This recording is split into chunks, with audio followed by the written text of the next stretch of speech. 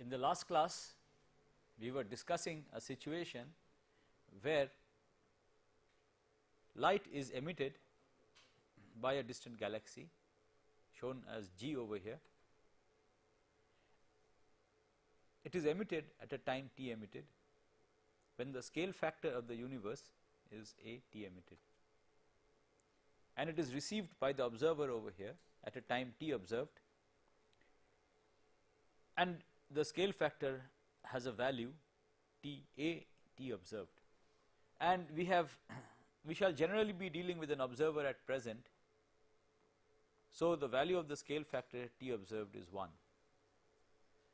Now, we have I showed you in the last class that the light is going to get redshifted in an expanding universe. The light is going to get redshifted when it propagates from the galaxy to this observer, and the redshift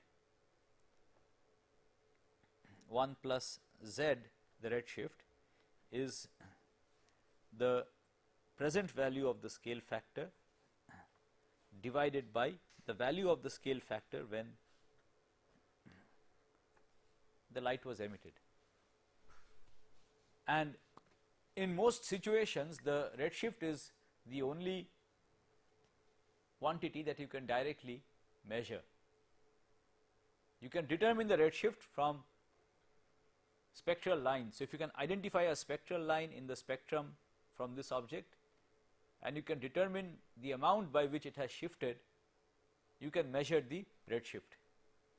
So, in most situations, the redshift is the most directly measurable quantity, and we would like to determine the distance of this source from this measurement of the redshift. What is the distance? And in the last class, we were discussing how to calculate the coordinate distance. This is just the coordinate value that appears in the line element in the metric.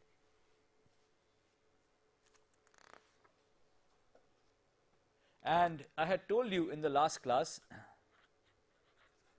that you can calculate this using the fact that the light propagates along null trajectories along which the interval ds is 0. Since the interval ds is 0 along the light's trajectory, the time that elapses should be equal to the distance that the light travels in that much time, and this leads us to the relation that c dt by at between the limits t emitted to t observed is equal to the integral of the comoving distance between the source and the observer.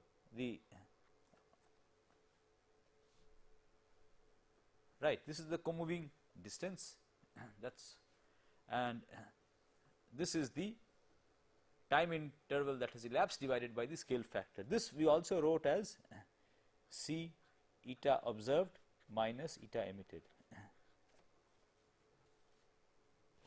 So, in this conformal time, the light propagates a unit comoving distance in a unit conformal time. Light propagates along 45 degrees. Okay. And we could simplify this expression and write it entirely in terms of the scale factor and the Hubble parameter. So, this expression could be written as the expression over here, this expression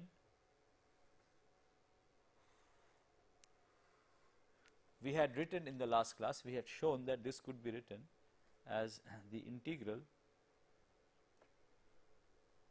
dA by a square HA, the scale factor when the light was emitted, which is 1 by 1 plus z, and the scale factor at present, which is 1. So, we had shown that this expression could also be written like this. So, C into the difference of the scale factors was equal to this, and the comoving distance L could also be written in terms of. So, this allows us to write the comoving distance or in the difference in the conformal time between the light being observed and emitted in terms of the observed redshift. Okay. Now, this was what we had done in the last class. Further, I had told you, and it is obvious that if you are living in a spatially flat cosmology where k is 0, then L is exactly equal to the coordinate distance r. They are exactly identical because the line element can be easily integrated, and the co-moving coordinate is exactly the same as the coordinate distance r. So, this is nothing but r if the universe is spatially flat. Further, we had considered a situation where there is only omega matter. There is only matter and nothing else. This fixes the Hubble parameter h as a function of the scale factor to be h naught a to the power minus 3 by 2, for which we had done this integration in the last class. We had done this integration assuming only matter, and we had obtained the relation that the coordinate distance is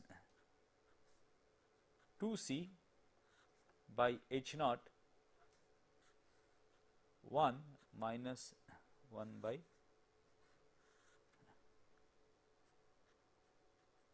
this is what we had obtained in the last class. Today, let me take up another example. Let me again consider a situation where the universe is spatially flat, k equal to 0. Now, let me consider a situation where instead of matter, the universe is dominated by the cosmological constant or the dark energy. Okay, the sum total of dark energy, dark matter and the curvature should be equal to 1, all the components. So, we will now consider a situation where the universe is dominated by the cosmological constant. So, we are assuming that omega lambda is 1. In this situation, h as a function of the scale factor is a constant h naught. Omega lambda is 1. Recollect that we can write h as a function of the scale factor and all of these different omegas corresponding to each of these components. If I have just a cosmological constant, the Hubble parameter is a constant h naught. Okay. So, what we have to do now is we have to evaluate this integral for this functional dependence of h. So, which is straightforward. So, what we have to do is we have to evaluate r, which is c eta naught minus eta also, eta emitted, and this is the integral 1 by 1 plus z to 1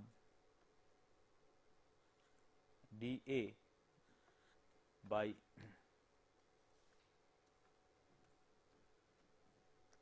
there is a factor of c here.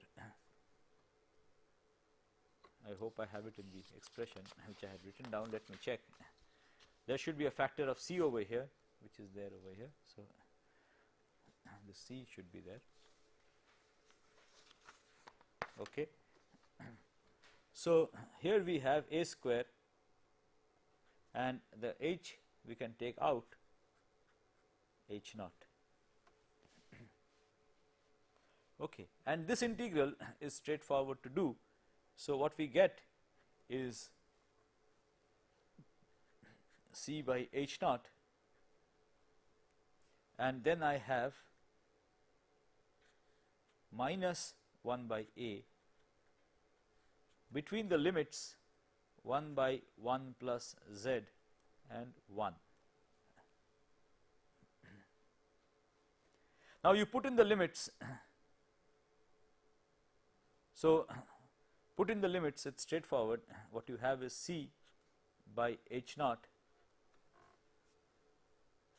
The upper limit gives us minus 1, the lower limit gives us plus 1 plus z,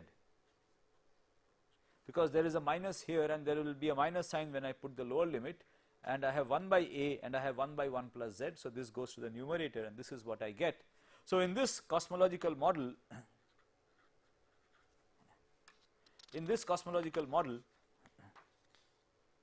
R is equal to c by h naught into z. So, the first point which I would like to make over here is that even if the universe is spatially flat, the distance, the relation between the coordinate distance r and the redshift depends on the constituents of the universe, and it is different if the constituents are different. That is the first point which you should appreciate. So, it is decided even if the universe is spatially flat, it will be different, definitely be different if the universe is spatially curved, but even if it is spatially flat, the relation between the coordinate r and z depends on the constituents of the universe. The second point, to appreciate the second point, we take a look at this graph which I have prepared. So, this graph shows you r as a function of z. This is a log scale. So, this function shows you r as a function of z for the two models which we have considered. Both are spatially flat, k equal to 0. We have taken the present value of the Hubble parameter 70 kilometers per second per megaparsec, and there are the two expressions which we obtained. The first expression is that the coordinate r is where there is only matter, so there is this square root of 1 plus z, etc., and the second expression is where it is linearly related to z. Now, I had shown you the linear relation, remember, is what you would get if you had precisely Hubble's law. Now, I had shown you that this model for small z is exactly the same as this linear model. I had shown this in the last class. For small z, you recover exactly this. So, at small z, both of them match. So, z much smaller than 1, this is a log scale plot, remember that. So, when z is much less than 1, the two curves exactly match, but when z becomes of order unity, they differ. And what is the main difference? The main difference is that in a matter dominated universe, the coordinate distance r as a function of z does not tend to infinity as z becomes infinitely large. It saturates, it tends to a constant maximum value which we had discussed in the last class. This value is twice the Hubble length, whereas in a cosmological model with cosmological constant, the coordinate r keeps on increasing linearly with z, and it increases all the way to infinity. So, in a cosmological constant or dark energy dominated model, for the same redshift you have a larger value of r as compared to a matter dominated universe. This is a very important point whose significance we shall come to later, but this is a very important point to remember. At the same value of z, for the same value of z, the value of r predicted in a situation with the cosmological constant is much larger as compared to a matter dominated universe. And as z tends to infinity, in one case we have it tends to a fixed value twice the Hubble parameter, Hubble radius, whereas in the other model it goes all the way to infinity. Now, let me just in a few seconds explain the significance of this. in a space-time diagram, a matter-dominated universe has a Big Bang, where, so this is the epoch, this is c eta, this is the co-moving distance L, this is the light reaching the observer. So the light propagates along a null cone like this,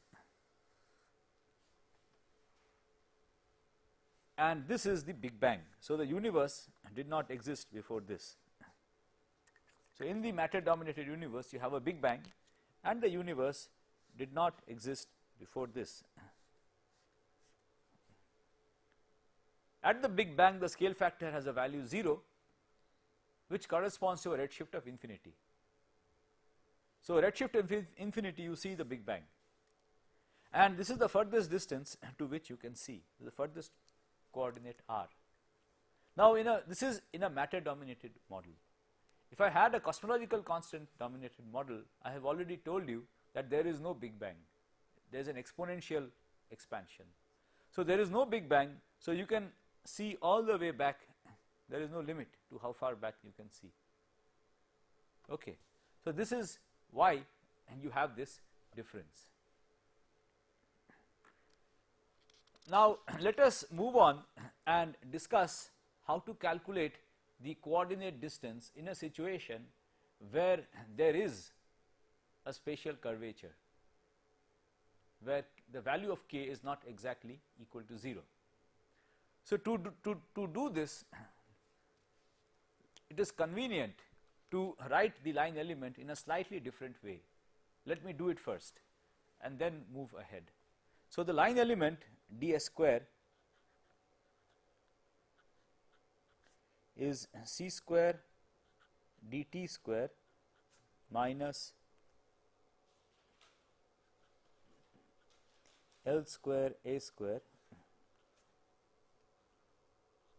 dr square 1 minus kr square minus rather plus r square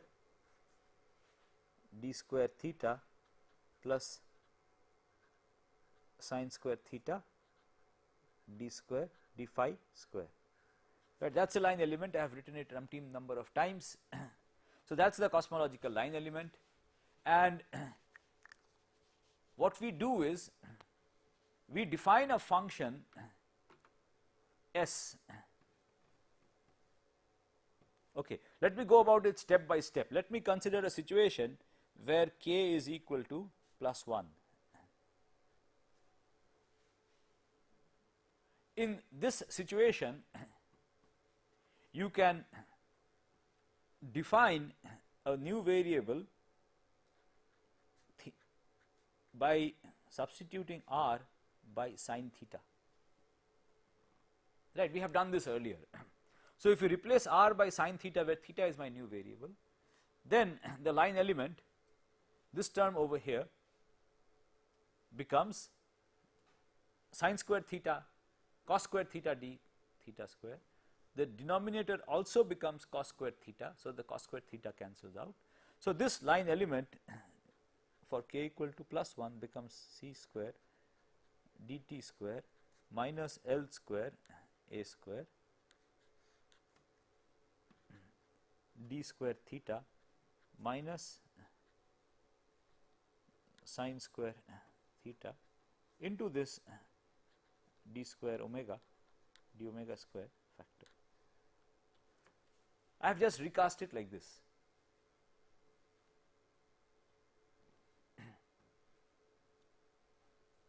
Now let me define chi to be L into theta. Chi has dimensions of length, theta was dimensionless, r was dimensionless.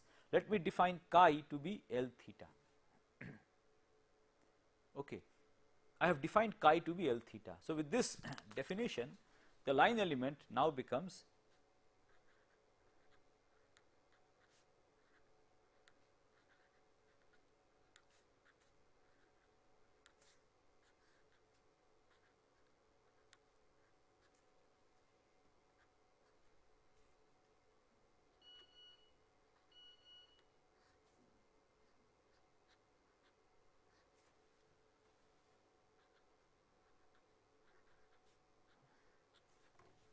So, with this definition the line element can be written like this.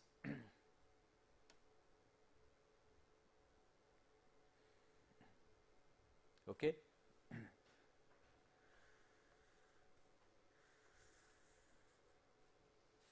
So, we can now straight away write down that for any value of k 0 plus 1 or minus 1, I can write the line element as d square s, ds square is equal to c square dt square minus a square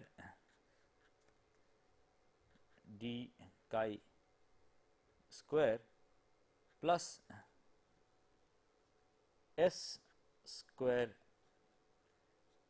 of chi into d square theta plus sine square theta d phi square, where this function s square of theta, s square chi,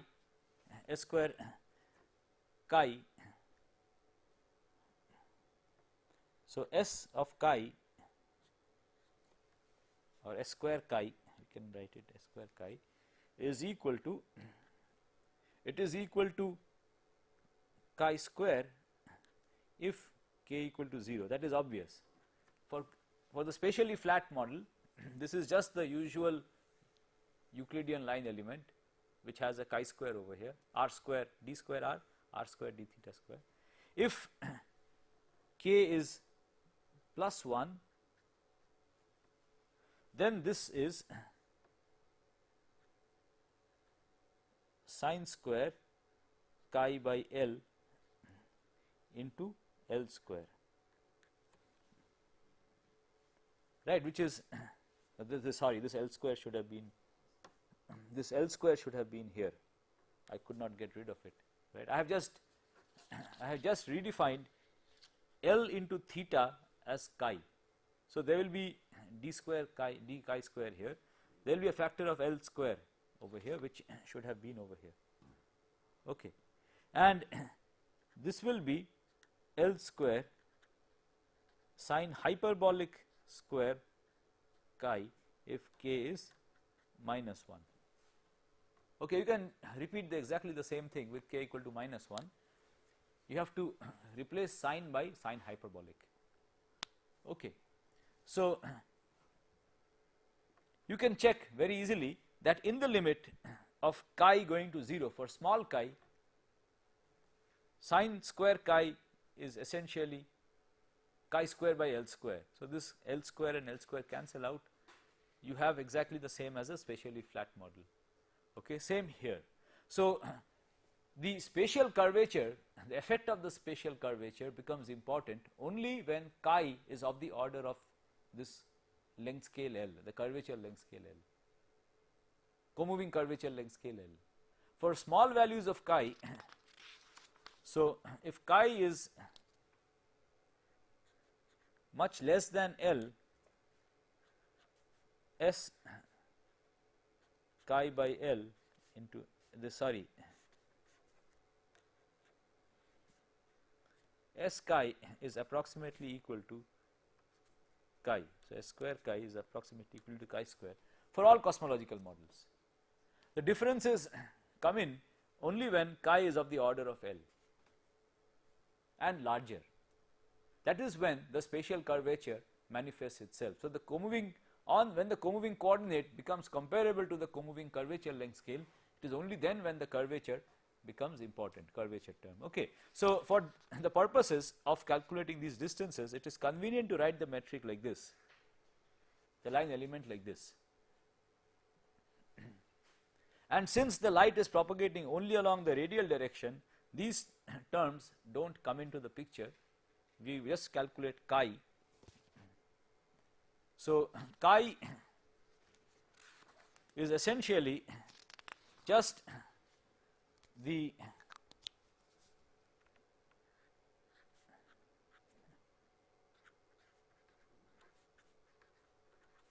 right, that is obvious. Along the radial direction this term is 0. So, d chi is c dt by A and if I integrate this, I have chi is between the observer and the source c into the difference in the conformal times. Okay. So, the value of chi is not going to depend on what kind of geometry we are working in. The geometry has gone in to this function s of chi. Okay, it has gone into this function s of chi. So, the value of chi straightforward is given by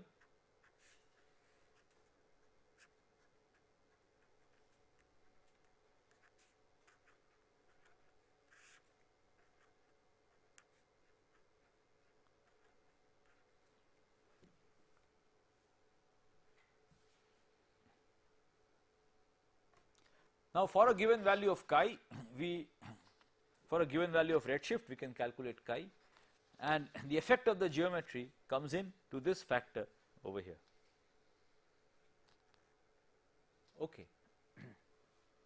Now, so I have completely told you everything about how to calculate the coordinate distance chi in terms of the observed redshift. But you will realize that the coordinate distance chi does not contain any direct physical information. It does not occur directly in any physical measurable quantity. Okay. Physically there are two distances. So, from the measurement point of view, there are two distances which are of relevance on cosmological length scales. Let me introduce these two distances one by one. The first distance is the angular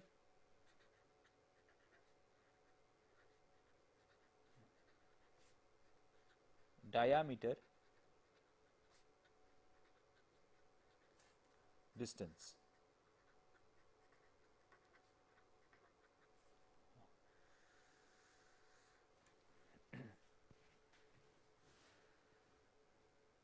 What is this? Consider an observer over here.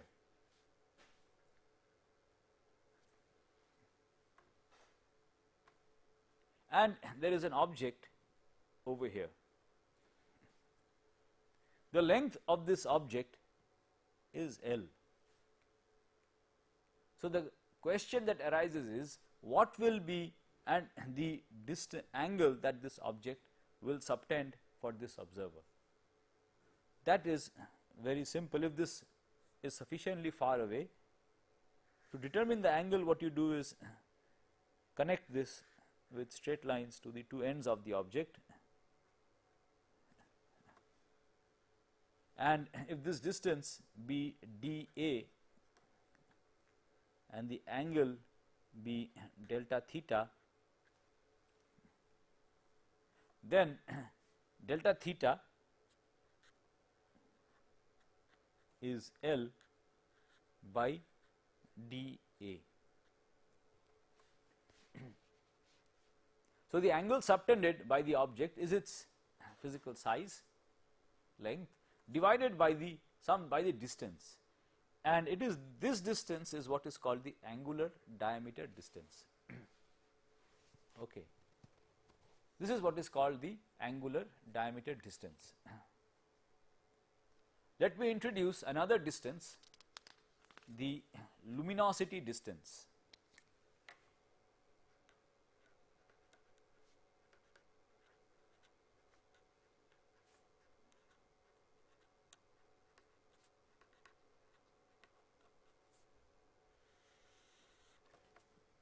What is the luminosity distance?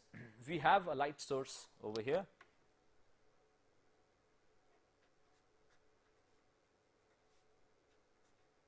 A star, a galaxy, some light source,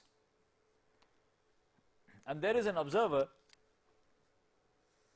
a distance observer over here. If this light source has luminosity L, the question is what will be the flux received by this observer. So, the flux received by this observer is going to be the luminosity divided by 4 pi. We have used this earlier, 4 pi into the distance squared. Now, this distance is called the luminosity distance. Okay, flux, by flux we mean energy that crosses unit area placed like this per unit second. Flux, so luminosity is the energy emitted per second. Flux we mean energy received per meter. If I take a detector whose area is 1 meter square, so per meter square how much energy is coming in 1 second to the observer. And this, in the usual Euclidean familiar situation, we can calculate by dividing the light coming out by the surface area. The light coming out from here gets distributed over a sphere like this at this distance. Right. So, at this distance it will be distributed over a sphere around this point. So, you divide the light coming out in a second by the area of that sphere, 4 pi r square. Okay, this distance that comes in between the relation between the flux and the luminosity is called the luminosity distance. And in the familiar situations, in the familiar Euclidean space, the situations familiar to us, both the angular diameter distance, the luminosity distance, and what we call the usual distance, everything is the same. But in cosmology it is not so. In non-Euclidean spaces this is not so, which is why we have to distinguish between these distances. So, the question arises that there is an object whose length we know by some means, and we see that object at a redshift z. Okay, so, we will first discuss the angular diameter distance. There is an object, okay. So, this is the observer, and there is an object that the observer sees at a redshift z, a galaxy. Observer receives light from a galaxy at a redshift z. So, this is the galaxy, some object, and this galaxy or whatever object it be subtends an angle theta at this observer.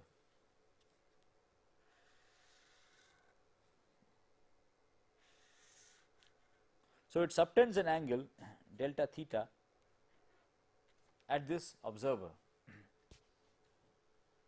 and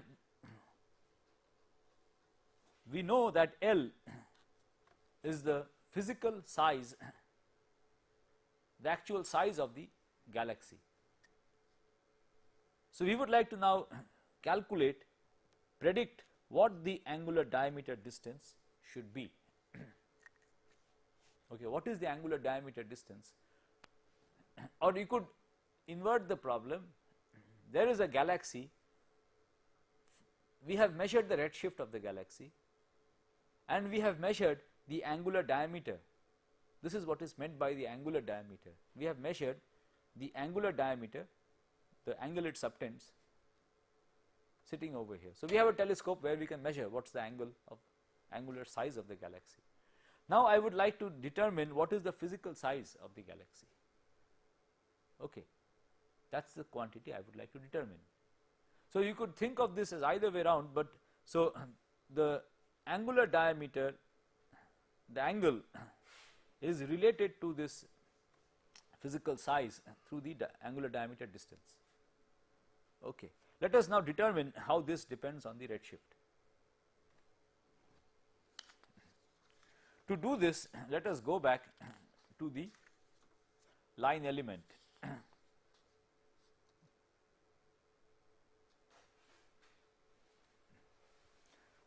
Let us look at the line element. This is the line element. The observer is at a value of chi which is equal to 0, and the emitter, the galaxy, is at some chi emitted, right. this is the origin where chi is 0, this is the, and the value of chi changes along the radial direction. Now, this both ends of the galaxy are at the same value of chi emitted. This is not the radial direction, this is a tangential direction. So, let us assume that the galaxy is located with center at theta equal to pi by 2 along the equator, and whatever value of theta, okay, does not matter, but the two ends of the galaxy are separated by some delta theta. Phi is a constant along the galaxy. Okay, so we do not have to bother about this term, we have to bother only about this term. Now, the question then arises, what is the co-moving separation corresponding to these two ends of the galaxy? What is the co-moving separation? That is obvious, you can calculate it straight away from here. This is the time, this is the radial separation, we are interested in the tangential separation. So, tangential separation along the theta direction. So, that the co-moving separation is S square S chi at the emitted instant into delta theta. That is the co-moving separation corresponding to this. But we are told that we would like to determine the proper distance, the physical, right. If I put a ruler over there, what will be the length? The ruler has 1 meter or length L. So, that L is not the co-moving separation, it is the scale factor at the instant when it was emitted into the S, the value of S at the value of chi from where the radiation was emitted into delta theta, right. So, this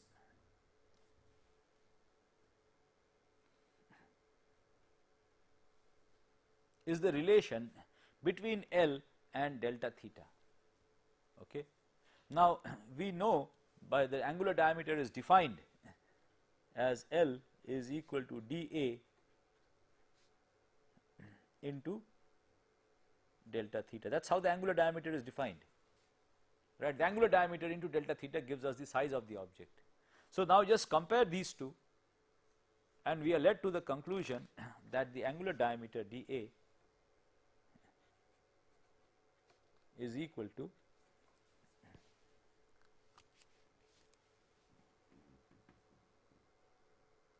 A, the scale factor at the emitted instant, into S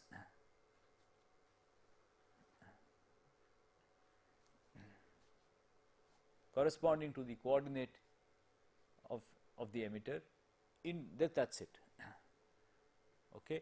Or you could write it, now this S, this function S can be determined as a function of redshift. We have discussed this already. So, over here this S could be determined as a function of redshift through this relation. If I know the redshift from which the light is coming, I can calculate chi, and I know S as a function of chi depending on the cosmological model. Depending on the cosmological model, whether it is spatially flat or the open or the closed cosmological model, I know this functional form of S as a function of chi. So, I can determine chi as a function of the redshift, and I can determine, I know S as a function of chi. So, using these I can get S as a function of Z,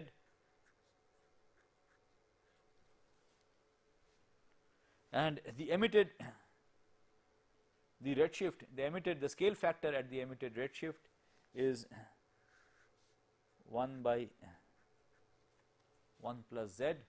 So, the angular diameter distance dA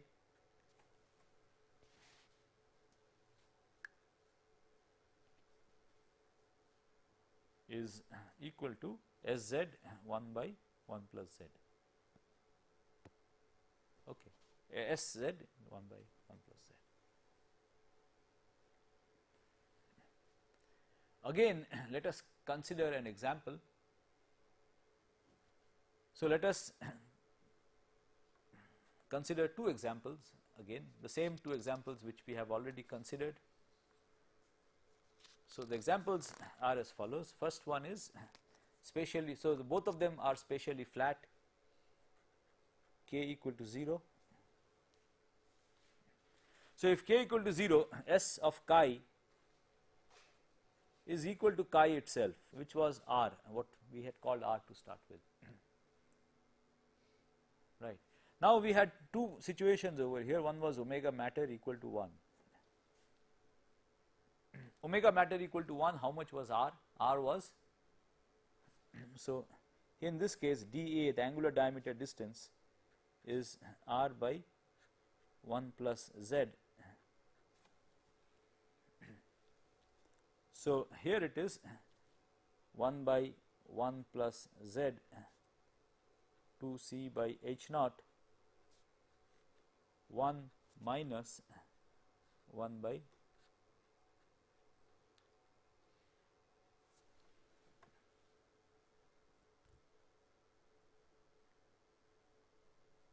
right. And the other model where I had curvature omega lambda naught, omega lambda equal to 1, the angular diameter distance is c by h naught z by 1 plus z.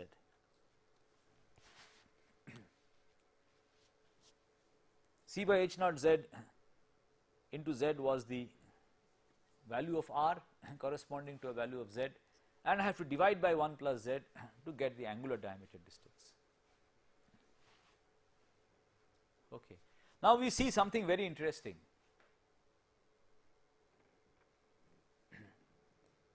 First thing, okay, quite a few interesting things. The first thing is that for low values of z, the angular diameter distance boils down to what we expect. For z much smaller than 1, this factor of 1 by 1 plus z is approximately equal to 1. So, the angular diameter distance is essentially c z by h naught, Hubble's law, right, just the usual distance. Here same thing. So, for small values of z, the angular diameter distance boils down to the usual definition of distance. There is nothing very special about it. So, for small z, z much less than 1, we really do not have to bother whether we are using the angular diameter distance. We could just apply Hubble's law and interpret this as a Doppler shift and get the distance. There will be no difference. The differences come in at large z. Now, let us see the large z behavior of this. In the limit as z goes to infinity, what happens to this? Let us see that. In the limit of very large z, this term goes to 0. This term also goes to 0. So, in this first model, in the limit z going to infinity, the angular diameter distance tends to 0. So, I can draw a picture. For small z, the angular diameter distance as a function of redshift increases linearly, Hubble's law, and at very large z it goes to infinity, it goes to 0. So, there will be a maximum value at some value of z beyond which it falls to infinity, it falls as z goes to infinity, okay, it falls off as z goes to infinity. In the other model, in this model, in the limit of z going to infinity, the angular diameter distance tends to a constant value c by h naught. It is increasing linearly to start with, and then it tends to a constant value c by h naught, which is the Hubble radius.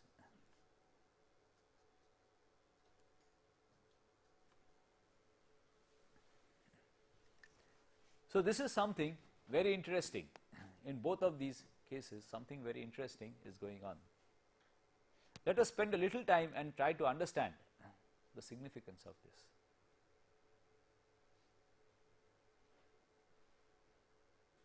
So, the further away we would expect that there is an object, and the further away you take the object, the smaller it will get, because the distance to it is increasing. The further away you place the object, the smaller the object would appear. The angle subtended by the object will keep on increasing, will keep on decreasing as you move the object further and further away. That is what our normal experience in the Euclidean world is. I see a person standing, I move away from him. The further I move, the smaller the angle becomes subtended by that person. But that is not true in cosmology. In a cosmological situation, that is true for a range of redshift. So, I am standing here, the same physical size object is placed taken further and further away, its angle decreases. Then what happens, beyond a certain distance its angle starts to increase again. And then it subtends an infinite angle. Now, what is happening? Let us try to understand this. The same physical object is being moved away from the observer. The same physical object is being moved away from the observer.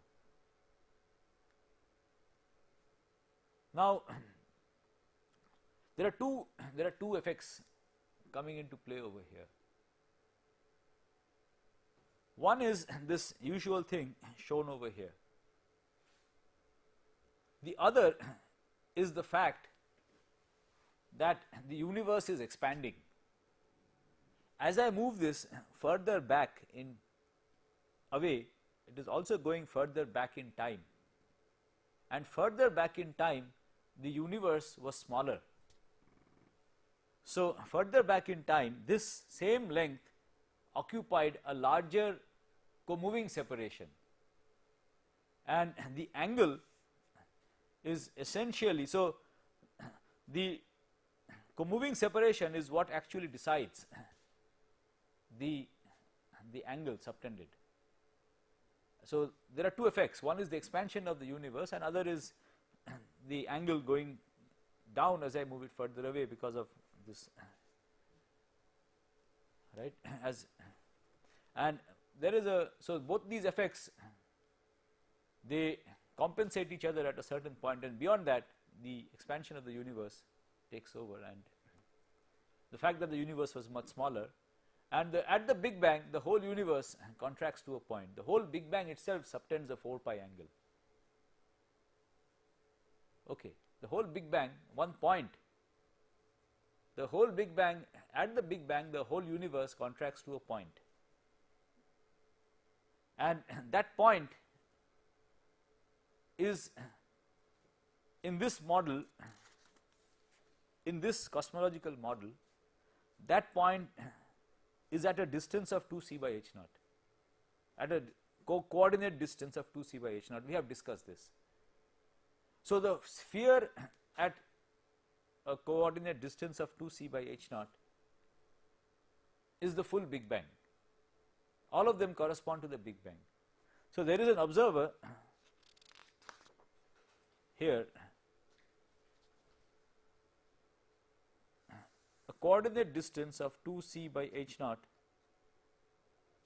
corresponds to z equal to infinity, which is Big Bang. Now, this is not just a point, it is a whole sphere.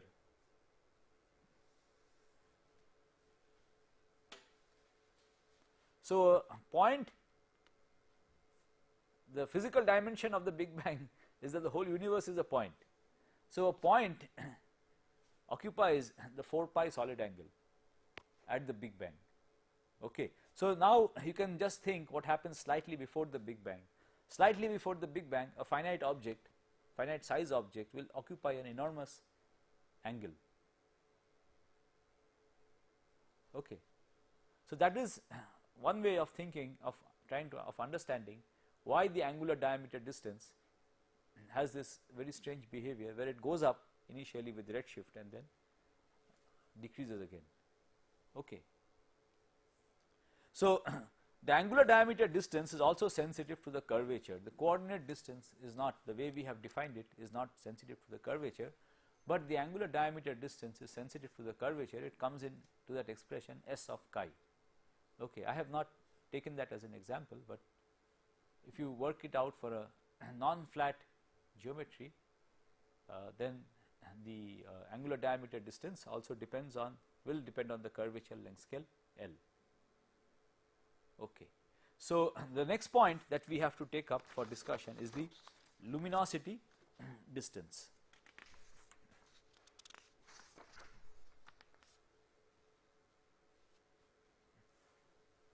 The next point that we have to take up for discussion is the luminosity distance.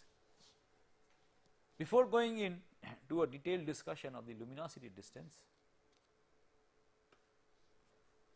I should define, I have to define two quantities. The first quantity is the specific luminosity.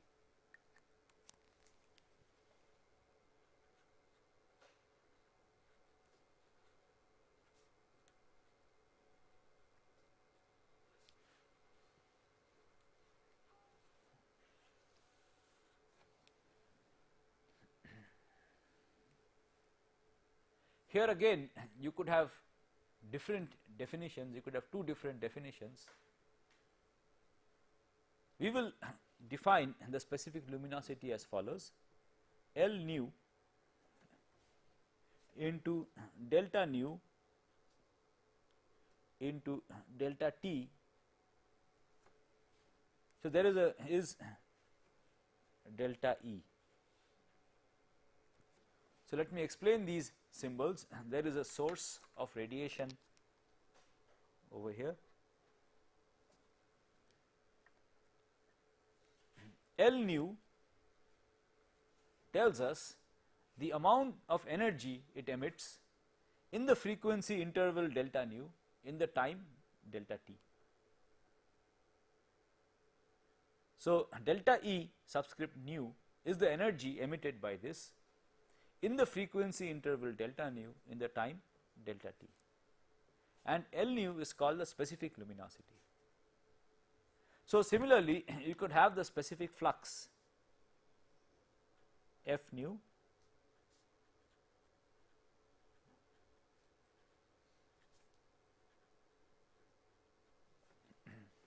and these two will be related by the luminosity distance. Okay. Now, you could also have what is called the bolometric luminosity.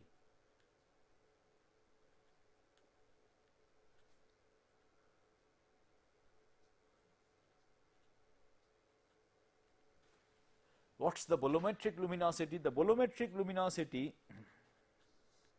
L tells us the total energy radiated, emitted by this source in a time delta t. It has no reference to which part of the spectrum. So, you have to integrate over the whole spectrum. A bolometer is a device that is sensitive to the radiation at over a large range of frequencies, maybe not all, but over a large range of frequencies.